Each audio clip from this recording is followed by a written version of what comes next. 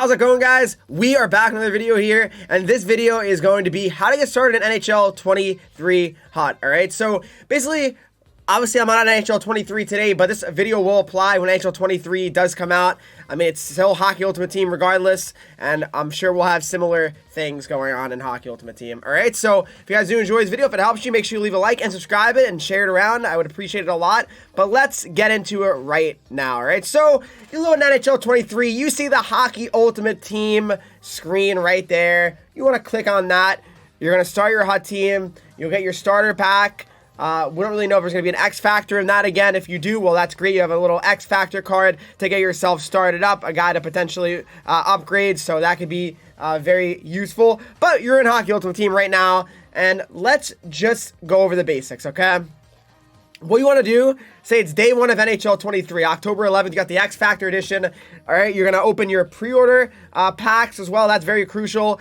Your X Factor guys, your X Factor choice or team builder guys, that's very important right there. I'll have a video out when those are available, what's the best one to choose. I would, again, recommend choosing 2 from one conference due to the fact that those team builder cards will probably be used to upgrade them into a higher overall team builder card in the near future. So I think that's probably the smartest thing you can possibly do for that. But yeah, that's when it comes to the pre-order stuff. All right, but now ignoring the pre-order stuff, let's say you didn't pre-order the game. Let's say you got the game just regular edition, right? Standard edition. All right, so what you want to do here is, honestly, you have a very bad team, right? I would 100%, first things first, I would absolutely recommend staying offline at first. I would not have them do an online game if your team is very, very subpar. Like if your team, we're talking, 78, 79 is your highest cards, it is very, very silly to go on online play and expect good results. More than likely, you'll hop into the online games, get absolutely annihilated, and never want to play the game again, which I understand because that's very annoying when you get, obviously, beat in HUT. So, definitely would make sure you stay offline. So, what do I mean with that? Rush, honestly, at the beginning of the year, rewards are not that bad because you really could take any goal card, 80 plus goal players, that's not bad. You'll take those. That's not bad early on. But if you really think Rush is not worth it, then it's got to be Squad Battles. Squad Battles has to be your mode that you take advantage of, in my opinion. All right, I think it's very important to take advantage of Squad Battles. Squad Battles, especially early on in the year, has very good rewards, and there are tradable rewards, which is even better because a lot of goal cards go for their most value early on in the first week or two of the game being out. So keep that in mind, all right? You have, for instance, these are some of the rewards, right? And it's really not that hard either, okay? So, obviously, this is NHL 22, so it's later on in the year, so points are going to be a little bit lower. But in general, you really will be able to get very good packs early on in the year and not even have to play that many games. And keep in mind, how Squad Battles is now, you don't even have to do anything crazy. You could make it very short as well, the games, right? So you can put it on Superstar, and you can make it 2 minutes, right? And that's not bad. It actually goes pretty fast as well. And if you're an offline player, mainly this is definitely going to be pretty fun for you, I think. It's a way for you to learn the game as well, so I find it to be very, very good. So, like I said, play a couple games, get up to like Pro 1 or something like that. You get 12K, first of all, which, again, coins are so valuable early on in the year because, I don't know, there's not many cards that are going to be affordable either, so you got to make sure you have those coins saved up. I would say these packs, again, if they're tradable again, which I assume they will be very, very helpful. So make sure you take advantage of Squad Battles. That's one of the huge things when starting Hockey Ultimate Team, all right? So there you go. That was some of the basics. So there you go, all right? Moving on to the next thing. Once you feel like your team is getting better, it's not amazing, but it's getting better.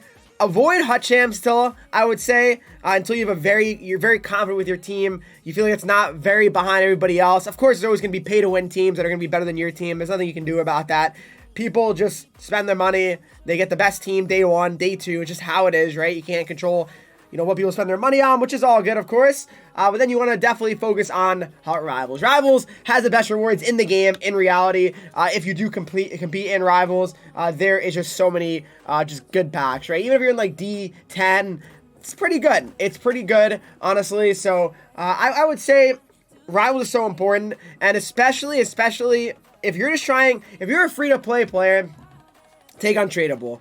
Untradeable is so much better, especially if you're free to play, due to the fact that you'll get more gold cards that you can use to trade in for potentially MSPs if that's what they're doing. Again, the same format, I don't know, but assuming it'll probably be a similar way of doing things, right? We're just saying we're gonna just assume that's what's gonna be. But I would do that. Focus on rivals. Try to get that up. You know, those points, the points required, and even if you get like gold, that's pretty good though in most divisions. I mean, it really is. So I think it's very good, and I believe that rivals is one of the best ways to really get your team going and get started in Hockey Ultimate Team. I really do. It's so helpful. So make sure you stick with rivals. All right, but like I said, squad battles should be number one priority for sure. Rush, if you really don't want to get into those long games yet, because obviously rush, you can definitely get games done quicker, right, in theory. So next up, though, that I would recommend, this isn't really going to be a funny one maybe, but if you guys want to spend money, I would definitely spend money early on in the year. I would spend it in October. If you're not spending it in October, I feel like as months go by, you're kind of really not getting a lot of value for your money.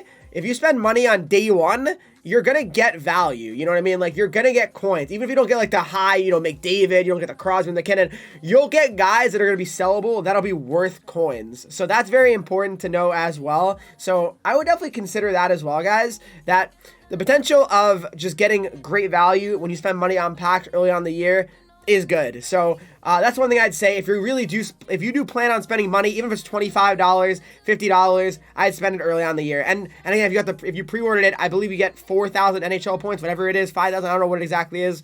That'll be also something you probably should spend in October. Maybe you want to wait till the first event. That's understandable as well. You don't want to do it when there's no event out. That is 100% understandable as well. But I would really recommend doing it in October because that is a prime month for value of every card, especially base cards, right? Because after October, base cards become less valuable as prime time, team of the weeks, MSPs, event cards come out. Those are the ones that people really want to go for because they obviously are higher than their base cards, right? So keep that in mind.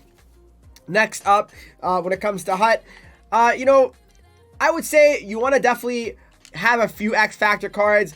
Don't have your whole team full of X Factors because they are very expensive to upgrade. So if you have like 5+ X Factor cards, I think it's bad. I think that's bad because it's a lot to upgrade them, especially when they actually get to a higher overall, like 88, 89. So when 5 guys need an upgrade, that's a lot of power-up collectibles. We're talking probably at least 10 power-up collectibles, and that's not very easy for people to have just, you know, laying around. It's a lot of collectibles. So that's something to keep in mind as well. Make sure you have your X Factors. Probably 3 and under would be a smart thing to do, in my opinion. But yeah, I mean, you know, I definitely want to have like the best ones. Probably like McDavid would be a good one to have. Just probably the best ones you want to probably have if you can, right? So definitely I would do the X Factor player choice pack, you know, might as well, right? To see, you know, if you can get lucky and get one of the better ones, then you feel good about that. But that's that right there. When it comes to the seasonal rewards, I mean, they're not amazing. I'm assuming they'll be similar, right? But yeah, they're not very amazing if we're being honest. I would say really, I'd recommend probably saving up for like the premium player pack or potentially an X Factor pack or a mega pack. But I don't think they're going to have, you know, too high overall packs early on in the year. Like, I really doubt they're going to have a 86+ seasonal reward early on in the year, depending on what the ratings are. We don't know what the ratings are, but we'll see, of course, all right?